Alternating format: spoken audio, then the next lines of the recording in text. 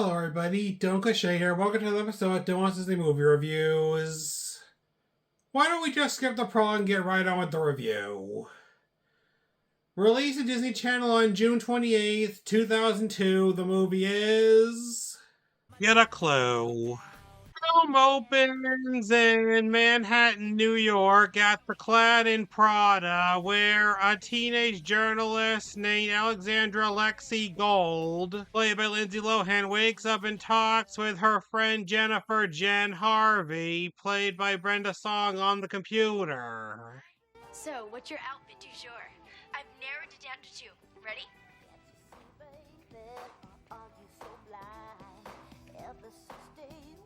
Don't care much for that one. Okay. There's this timeless ensemble. Now that I could borrow. It's très cute. You think? Most definitely. Okay, my turn.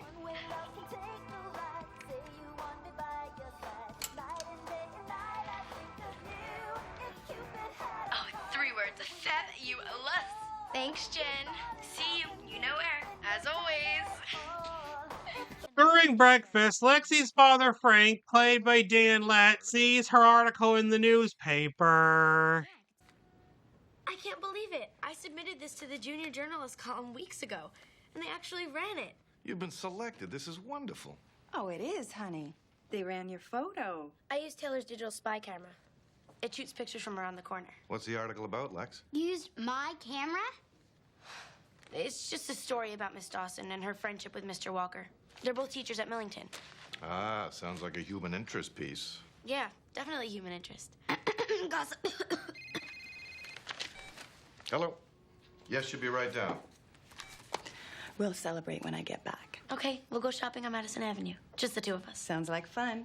I better go. Hey, Ma, why don't you take Lexi with you? I wish I could take you all with me. Well, it's time to leave. I trust that everything's going to run smoothly while I'm away. Doesn't it always? You have a successful trip. Bye, girls. Bye, Mom. Love you. Be good in school. Lexi then heads to school where some of the students compliment her about her newspaper article. Hey. What's up? Congratulations, Lexi. It's so exciting. The Daily Examiner. Mr. Walker? And Miss Dawson? No way. Who knew? What a scandal. You shine, Lexi. Thanks, guys. Hey, Hi. Hey. that was some article. Oh, you saw it? Yeah, Hedda Hopper had nothing on you. Hedda who? And you call yourself a writer. You should know. She was the most famous gossip columnist ever. I am not a gossip columnist. I give advice in the school paper, and the article in the Daily Examiner is a human interest piece. Right. Sure it is. All right, so what's your secret? If I told you, it wouldn't be a secret now, would it, Gabe? Oh, come on, how'd you get that shot of Mr. Walker? He won't even allow his picture in the yearbook. You know what they say, a good reporter is always on the job. Hi, Gabe. Hey, Jennifer. Bye, Gabe. Lexi and Jen get to class where Miss Gertrude Dawson, played by Amanda Plummer, reminds the class that it's career week and then introduces the first speaker. Our first speaker is a 12-year veteran of the CIA with 10 years as a covert operations officer. Everyone, let's give a big round of applause for Mrs. Somerville. Mrs. Somerville, played by Cheryl McClinnis, gives a speech about being a CIA operations officer. You get to travel the world, explore different cultures, meet lots of interesting people. But it's a lonely life, filled with empty hotel rooms and late-night meals in two-bit diners. You begin to miss your cat. Later, Lexi hears Miss Dawson talking to Mr. Walker, played by Ian Gomez. I never meant to hurt you. Really? Then what did you mean to do? What changed? We made all those plans. Orlando, I love you. Okay, well, I don't love you. That's what's changed. Can you understand that? I guess I'm gonna have to try. I'm sorry I ever met you. If you think I'll continue to pass you in these halls, you're sadly mistaken. One of us has to leave Millington, and I assure you it's not going to be me.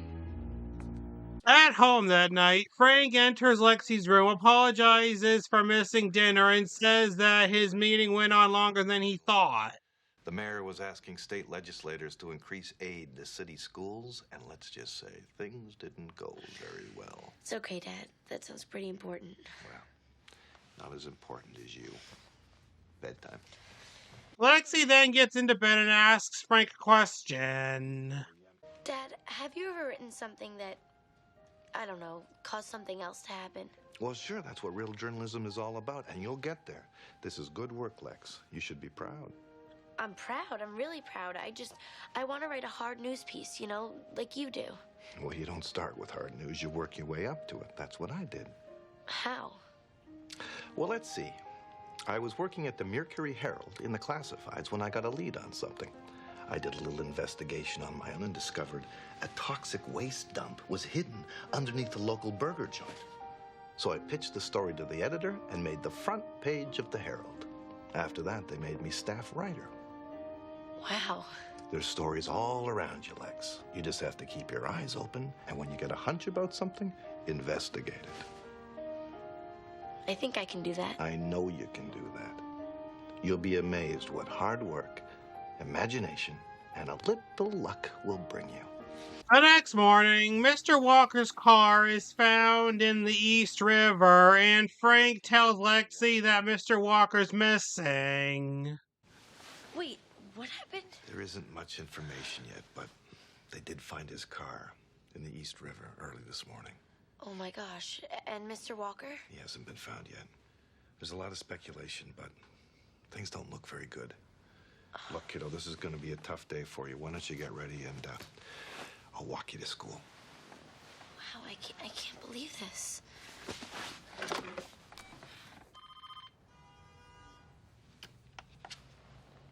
Jen! Jen, wake up! Huh? He's what? Later at school, Lexi's sent to the journalism office where she meets a detective named Potter, played by Jerry Quigley, and he tells her about Mr. Walker and Miss Dawson's relationship. Before I go any further, I just want to say congratulations on your article that appeared in yesterday's Daily Examiner. It was most impressive. Oh, you saw it? Oh, yes. What a great photo. Did you take it? Yes, I did. Thank you. You know, up until my article ran, I was the only one who knew how in love Mr. Walker and Miss Dawson were. Well, I told my best friend Jennifer. And then yesterday... What happened yesterday? Well, they broke up. Actually, he broke up with her. Miss Dawson was really upset. You witnessed this? Well, they were arguing, and she said one of them was going to have to leave Millington, and it wasn't going to be her. You know, she might be a big help.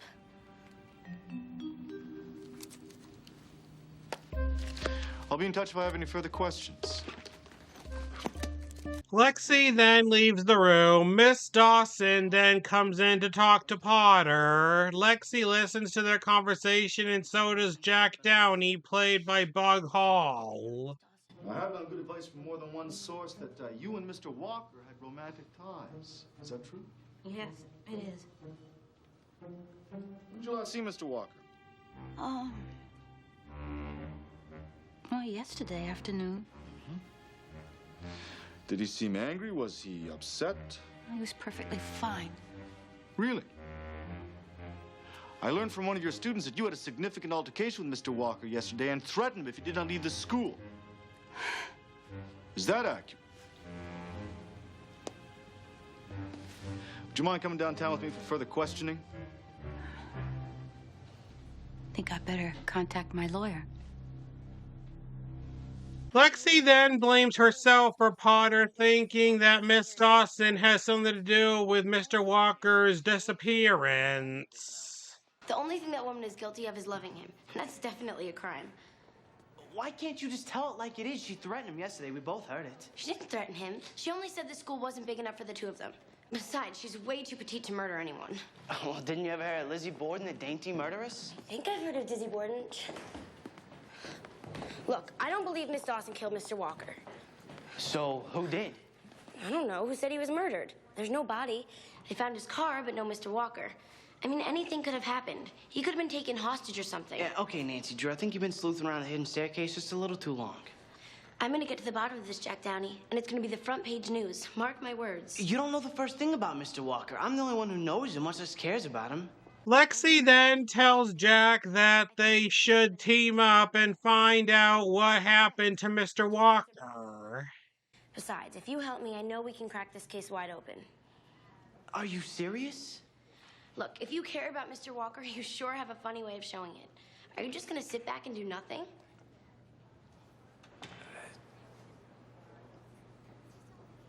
Oh, man. How can someone so selfish make me feel so guilty? It's a gift.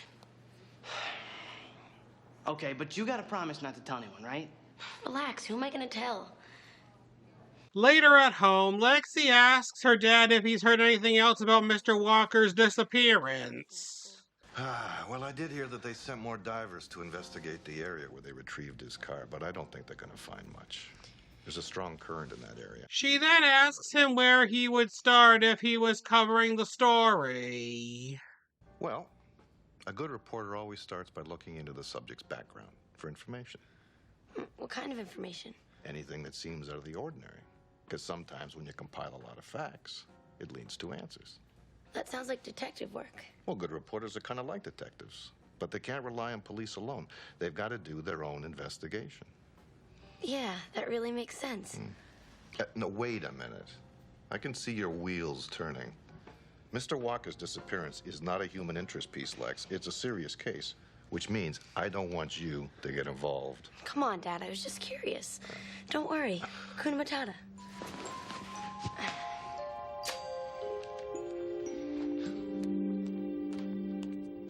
Lexi then visits her younger sister Taylor, played by Jennifer Pisana, in her bedroom. What do you want? Well, nothing really. I just thought with Mom gone and all, I'd check on you. See how you're doing. You know, because I care. What do you think, I'm an idiot? Well, actually, I like what you've done with the place. But what's all this junk for? It's not junk, it's important stuff. This is important? It's a stealth listening device. I mean secret. Listen through here. Put it on your ear.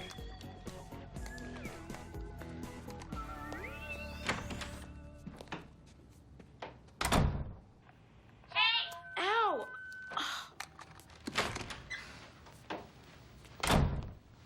Pretty cool, huh? And this is my favorite. It's a wrist walkie-talkie. You gotta have it for hands-free agent-to-agent communication. So where do you get all this stuff from anyway? The Corner Spy Shop. Never heard of it. It's right across the street from where Ma takes her Pilates classes. So Lexi heads to the corner spy shop where she and Jack get some spy equipment, and suddenly Jen arrives with Gabe, played by Allie McAdam. What's up with this? Well, I was in the neighborhood and I just thought I'd stop by. What's he doing here? Who? Oh, him? Yeah, that would be the he I'm referring to. Well, there's actually a really good reason why. Hear me out, Lexi. Look, it's only a matter of time before Dan Rather and Diane Sawyer show up to cover Mr. Walker's disappearance. But I'm gonna have the exclusive story. You're gonna have the story? It's my story. Hey, what's going on here? What are they doing here? Yeah, what are you guys doing here? In about 2 seconds, you both are gonna worship me. Are you ready? Gabe lives across the street from Miss Dawson. And your point is? Well, if we watch her for a few days and nothing suspicious takes place, maybe we can clear her name. Right, or prove she had something to do with Mr. Walker's disappearance. Exactly. Lexi then takes the others to her apartment and explains what they're going to do. Our mission is to identify any suspicious activity or clues that might tell us what happened to Mr. Walker. All right. Now, even though we have all this equipment, nothing can substitute for our eyes, ears, and intuition. That's right. I think we should divide and conquer. Good idea. I propose that Jennifer and I go to Mr. Walker's house to search for clues, while you two go to Gabe's house and keep watch over Dawson's place. Did you get Walker's address? Yeah, it's in Carroll Gardens.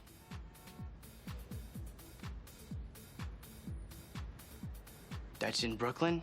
Brooklyn? I am not schlepping all the way out to Brooklyn. Jennifer, a good spy does not question her assignment. So what? I'm not a good spy. I'll live. I guess I'm going with you. I was afraid of that. So Gabe and Jen set up a camera outside Miss Dawson's apartment and wait for her to come in while Jack and Lexi take the subway to Brooklyn where Mr. Walker's house is. Yes, I made it. I can't wait to tell Jennifer.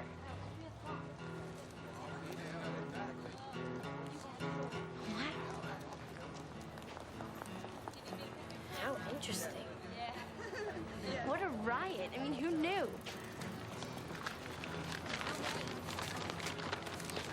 Okay.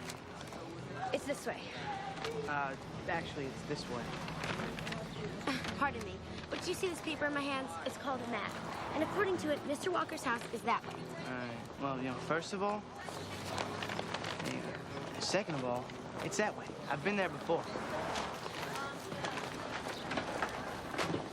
In Gabe's room, after waiting for a long time, Miss Dawson comes in, watches an exercise video, and exercises along with it. Are you crazy? She might be a murderer.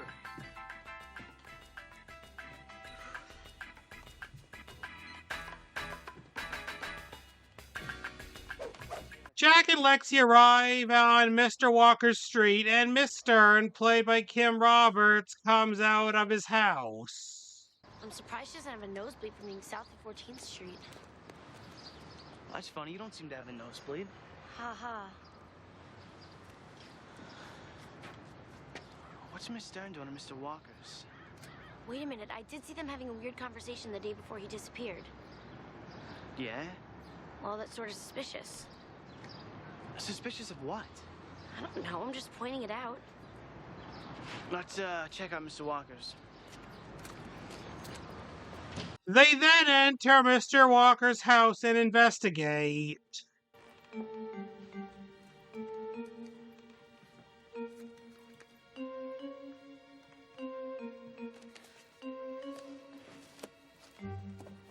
It's as if you were just here.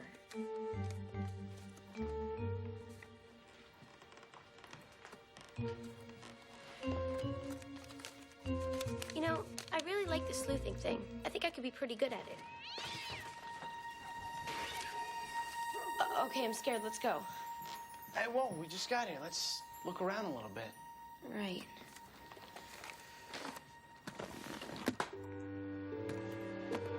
Look at this. NP. I wonder what that stands for. In Gabe's room, he and Jen are still watching Miss Dawson through the camera, and then a man comes in and it's... Mr. Goldblum? At Mr. Walker's house, Jack and Lexi meet a detective named Charles Meany, played by Charles Shaughnessy, who previously played Dimitri Donatos in another Disney Channel original movie called Mom's Got a Date with a Vampire. Anyways, Detective Meany asks Jack and Lexi what they're doing there. I'm Lexi Golden. This is Jack Downey. We're students of Mr. Walker's. Is he alive, sir? That's police business. But if you know anything about his disappearance, I suggest you tell me now. Oh, we don't know anything, sir. Are you absolutely positive about that? Of course we're absolutely positive about that. Lexi then asks Detective Meany if he has the time. It's 3:30 and Jack says that he and Lexi are late for dinner. It's a little early for dinner, isn't it, Jack? Well, did you know that it's better to eat big meals early in the day? It's good for your digestive system. No, I didn't know that. So, we gotta get all the way across town So we gotta go. Well, I guess we'll be seeing you, detective. Right, so we gotta go. Goodbye. Outside, Lexi sees that Jack was scared. He says that he didn't want to upset the detective, and Lexi says that he's not really a detective. What? And you know this because... Because a New York detective could never afford a platinum watch, a Pumoni suit, and alligator boots. Huh? A private detective can have wealthy clients and tons of money, especially in New York. Maybe, maybe not. Besides, how can you tell a Pomoni suit from across the room anyway? Trust me, I can spot a knockoff from a mile away. And that was the real thing. Same with the watch, the best. Fine platinum band with 18-karat accents and mother of pearl dials that allow you to check the time in any 2 time zones simultaneously. It's the ultimate in chic. Just call it my New York sensibility hard at work. Wow, who'd have thought that your insane obsession with material objects would actually come in handy? I'll take that as a compliment. Lexi then asks Jack if he thinks that Miss Stern and Meanie have anything to do with Mr. Walker's disappearance. So they arrive at Jack's house, and Lexi's surprised that he lives in Brooklyn. You live in Brooklyn? Why didn't you say so? No one ever asked. Everyone assumes if you go to Millington, you gotta have a doorman and a summer house and all that.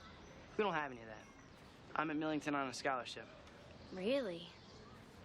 Hi, Miss Jenrett. Hi, Jack. Yeah, really. Look, Brooklyn's not fancy like the Upper East Side, okay? I like it here. Everybody's cool. Look, I bet you don't know your neighbors, right? Well, we don't really have neighbors, because we own the whole floor. But I did meet the people below us when I overflowed the bathtub once. Right. Overflowed the bathtub.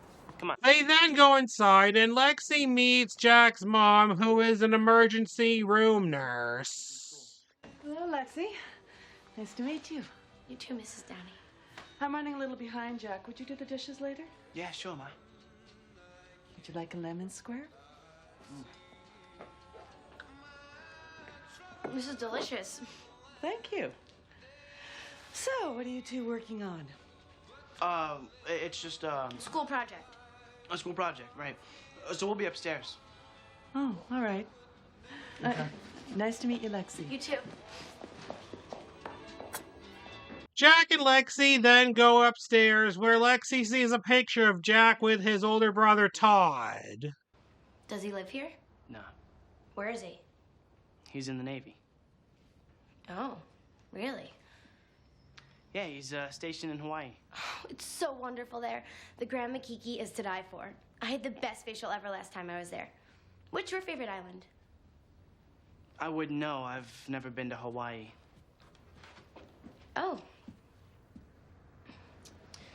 They then check out Charles Meany on Jack's computer. Suddenly, he gets an email from Mr. Walker, and it's a recommendation letter Mr. Walker promised him for his Millington Scholar renewal. This is so weird. The letter itself was dated 4 days ago, but it wasn't sent until yesterday. How does a dead man send email? Hey, Lexi, I just thought of something. What? Well, this was Mr. Walker's computer, right? Yeah?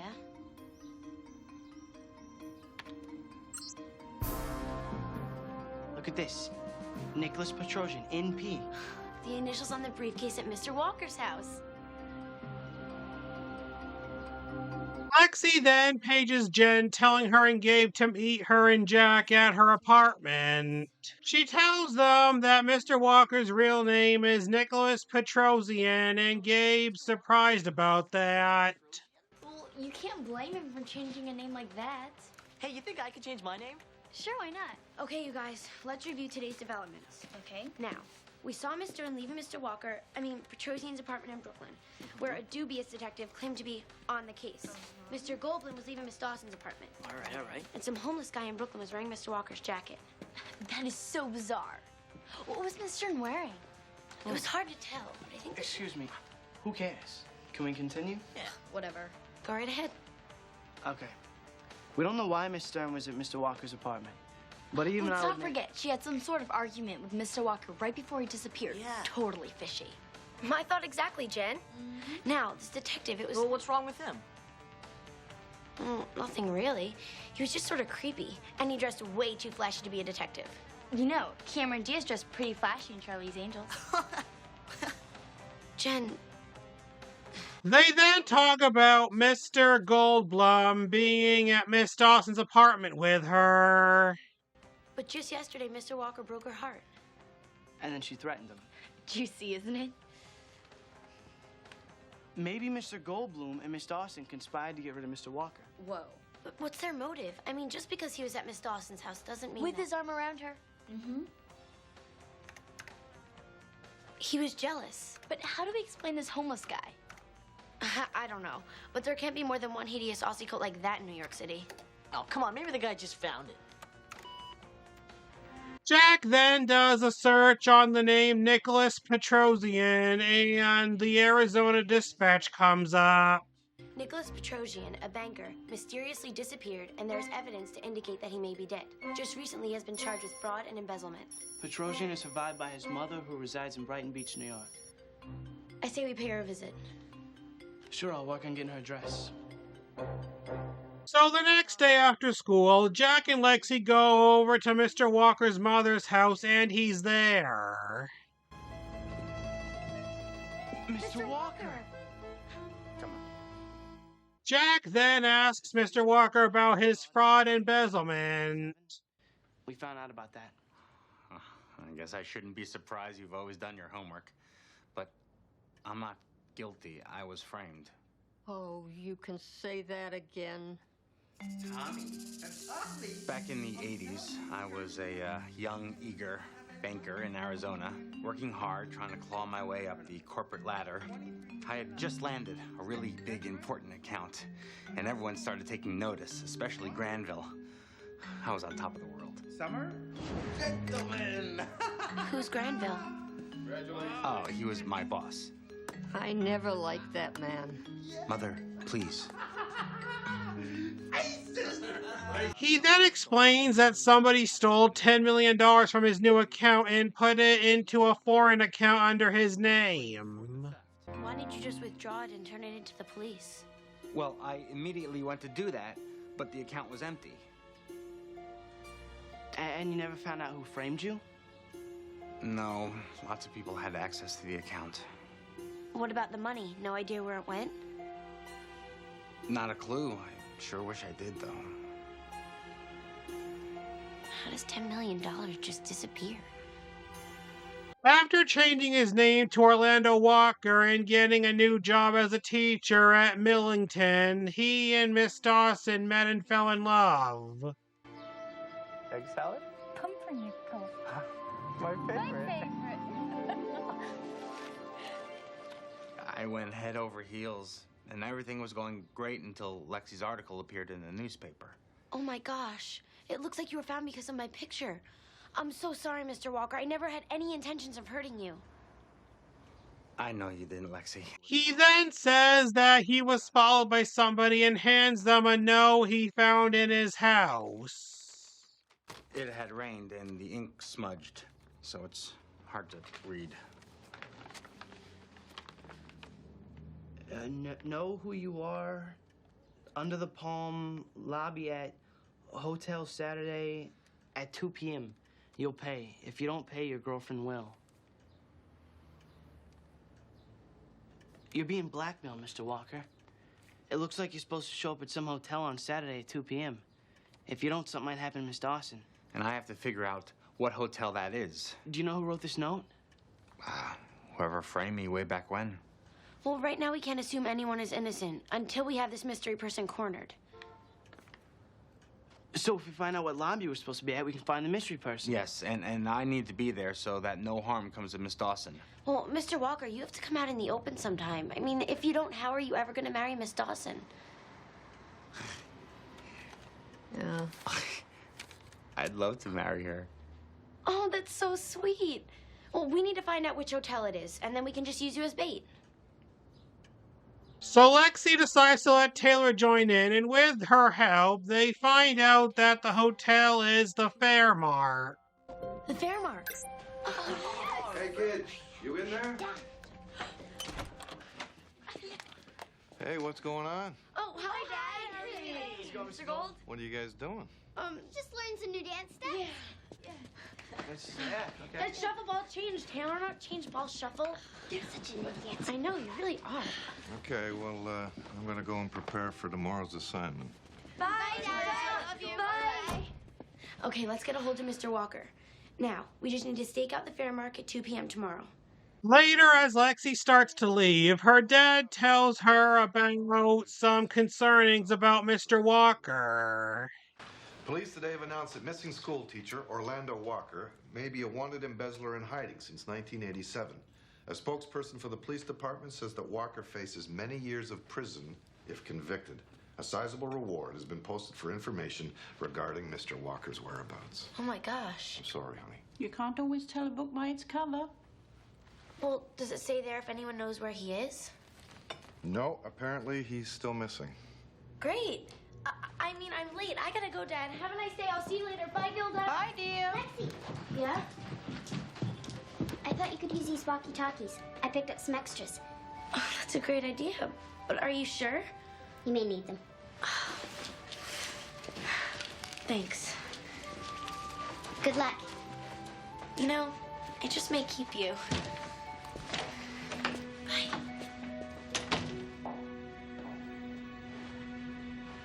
So Lexi, Jen, Jack, and Gabe head to the hotel with Mr. Walker and wait.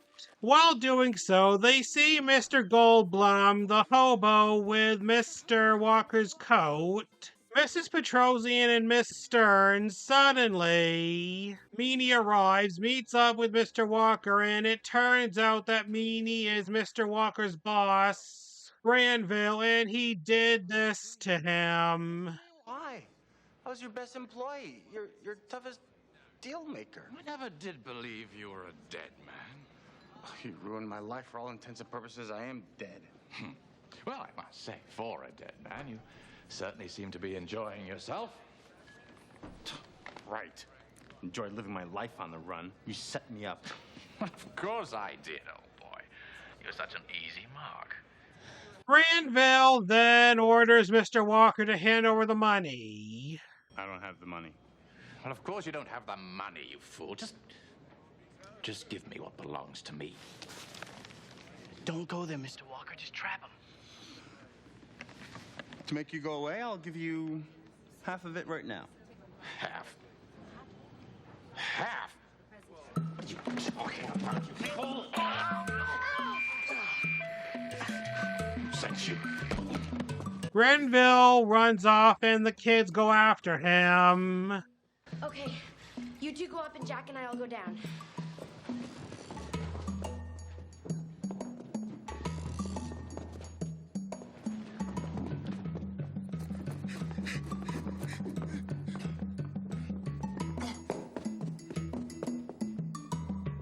Jack and Lexi catch up to Granville, but then he gets away again, and Lexi's bracelet gets stuck, so Jack cuts it loose. They then continue following Granville. Lexi goes into the spa locker room and finds Miss Dawson all tied up. Are you okay? Oof, talk about a fashion emergency. I received an exclusive invitation for a free day at the spa, and this is what it gets me. What in the world is going on here? What are you doing here? Well, it's a long story, but for starters, Mr. Walker's alive. What? Well, you're gonna flip when you hear the details, but they're gonna have to wait. Right now, we have to 86 Granville. He's the guy that issued this oh-so-exclusive invitation. Miss Dawson.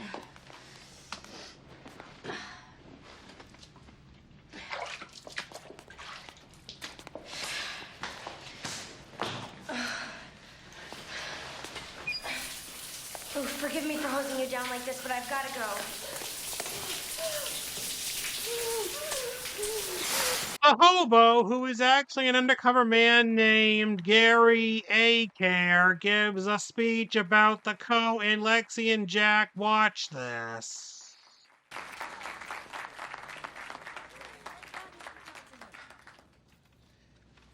I am proud to stand before you today as a man with some small insight into the poverty on our streets. Do you see this old coat? To some, a coat is merely an accessory, a fashion statement. To others, a coat is a form of shelter, a means of survival. This dreary old coat is practically the only offering of kindness I received in the past month. A man literally took it off his back to keep me warm.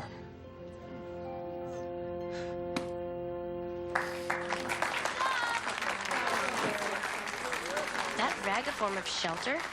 Never thought of it that way. Well, there's a first time for everything. Lexi and Jack then continue chasing Granville and chase him into the dining room. Mr. Walker shows up and is reunited with Miss Dawson.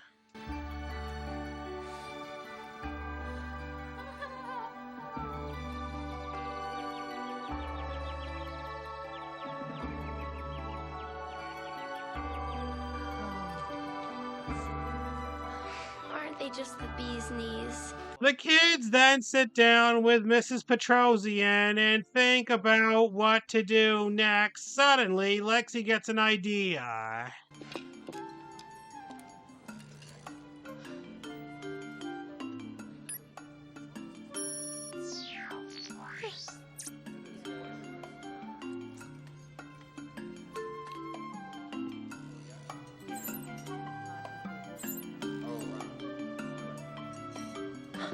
Jack, there he is.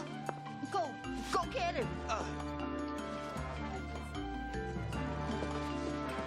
What's this? Ladies, grab your purses.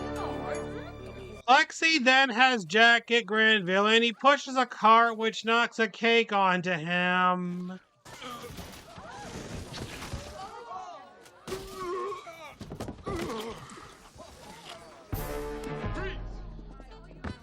Granville Falco masquerading as Detective Meanie. What kind of an alias is that? Oh, he was a meanie, all right. We'll see how meanie is behind bars. It seems that Miss Stern liked Mr. Walker, and she got a little jealous about Miss Dawson when she saw the picture in the paper. She went snooping around his place to see if he had disappeared just to avoid her. Meanwhile, Mr. Goldblum was being rejected by Miss Dawson. But as you can see, he soon set his sights on Miss Stern, and voila! All's well that ends well. Oh boy, Mr. Walker's mom. Don't they look sweet together? We just have this teeny-weeny little problem about Mr. Walker's future. I'm pretty sure Miss Dawson would prefer not to be married in a prison chapel. I must say, Detective Potter looks so much better without the knobs. Granville's then arrested. Potter says that Mr. Walker also has to be arrested because the money disappeared from his account, and he doesn't know where it is. Lexi then sees that Mrs. Petrosian has a bumblebee brooch and asks her where she got it. This? Well, let's see. I've had it since Reagan was in office. Actually, I found it. I had gone to the bank to meet my son for lunch. There was a paper bag on the floor, so I picked it up. Inside was the most magnificent piece of jewelry I had ever seen. I'm telling you, it would have cost $25 at the flea market. Look what I found. Wow. We figured it must belong to somebody in the bank. But the next day, my poor son was on the run. I never had a chance to find the owner. Lexi then figures out that the brooch is worth $10 million and Mr. Walker is innocent. I think that Meanie, Granville, took the money out of the Swiss account. He put it in there so he could take it out. Then he bought the diamond to hide the money. I thought you stole it, Petrosian. I was taken to a safety deposit box and then it was gone. Now give it back to me! Get him out of here! Give it back to me! It's mine! This isn't fair! This isn't fair! Give it back to me! It's mine! You're a genius, Lexi. What part of the brain do you store this information? The bauble department. Later, Miss Dawson shows Lexi the morning paper, which she made the front page of, and Miss Dawson talks to her. Orlando and I want to thank you. The police have finished their investigation, and he's a free man now. That's wonderful. Gosh, Miss Dawson, I mean, I just took my dad's advice. You'd be amazed what hard work, imagination, and a little luck can bring you. Maybe we should invite your dad to speak. Yeah, that's a great idea. I gotta go. I'm meeting Orlando. He wants to ask me something. Okay, I'll see you later. Bye. Oh my gosh. Later, Mr. Walker and Miss Dawson get married, and Gabe asks Lexi what her secret is. What? Come on, you always get the inside story. Gabe. Okay, there is no secret. It's all about the skill. Jack shows up, and Lexi heard that he got his scholarship renewed. Congratulations. Hey, Jen. Hey. Thank you. I'm looking forward to going back to Millington. Partly because of you. Well, you didn't have to say that, but since you already did.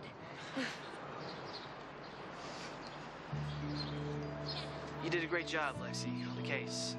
You should be proud of yourself. Well, I learned something totally important from you, Jack. Things aren't always what they appear to be. And that's good. It keeps life interesting. Lexi then gives Jack a bag, and inside is a pair of bowling shoes. I found them at a vintage shop, and I sort of customized them. Thank you. I like them. Well, I thought maybe we could go bowling sometime. I don't think so. Hey, no, that'd be fun, yeah. Oh, yeah. The kids then go bowling, and comes a narration from Lexi. New York has got to be the coolest city in the world. It has a little bit of everything. Be it mystery, intrigue, or good friends, it's all here. And if you can't find it, well, then you just have to get a clue. And that was Get a Clue. What did I think of it? It was awesome! In the end, I give this film 4.5 stars out of 5. Well, that's it for Get a Clue.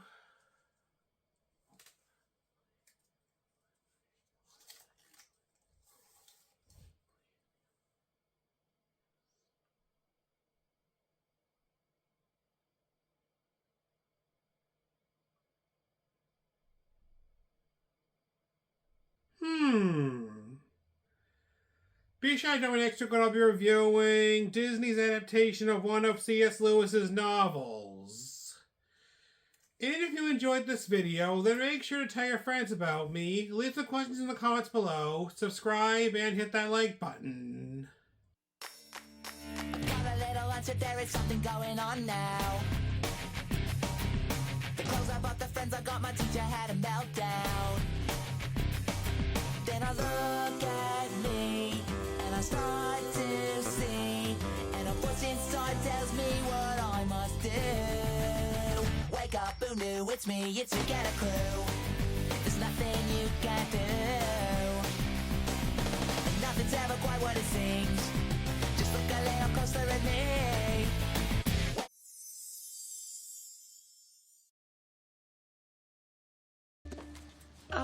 Detective Potter, sir, has anyone ever told you that you'd look better without the knobs? No? Well, I really think you should consider it.